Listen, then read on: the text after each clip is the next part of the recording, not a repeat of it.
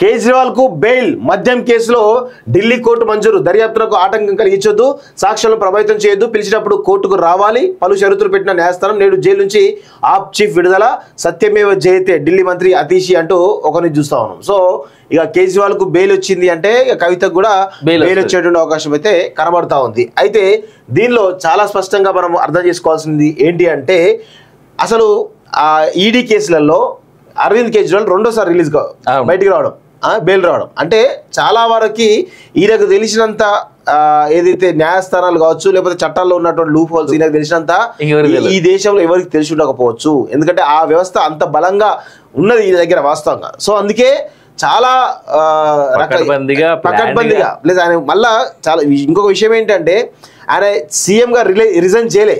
చాలా మంది కూడా సీఎంగా రిజైన్ చేసి జైలుకి పోతారు, కానీ ఆయన సీఎంగా రిజైన్ చేయకుండా జైల్లోనే ఉన్నాడు. అంటే అర్థం ఏంటి, ఆయన ఆ పొజిషన్లో ఉంటే బెయిల్ ఖచ్చితంగా వస్తుంది ఆయనకు ఉన్నటువంటి ఒక ఆలోచన వాస్తవంగా. దానిలో భాగంగానే బెయిల్ కూడా అంతకుముందు వచ్చింది, ఇప్పుడు వచ్చింది.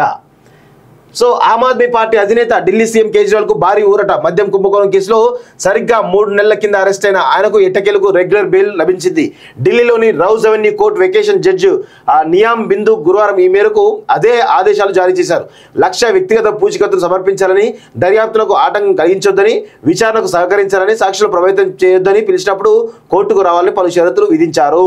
సో కేజ్రీవాల్ బెయిల్ రావడం నిజంగా ఇంకా ఈ మద్యం కుంభకోణం కేసు మరి ఇంకొక యాంగిల్ వైపు వెళ్తుందా అనేది కూడా చూడాల్సిన అవసరం అయితే కనబడతా ఉంది.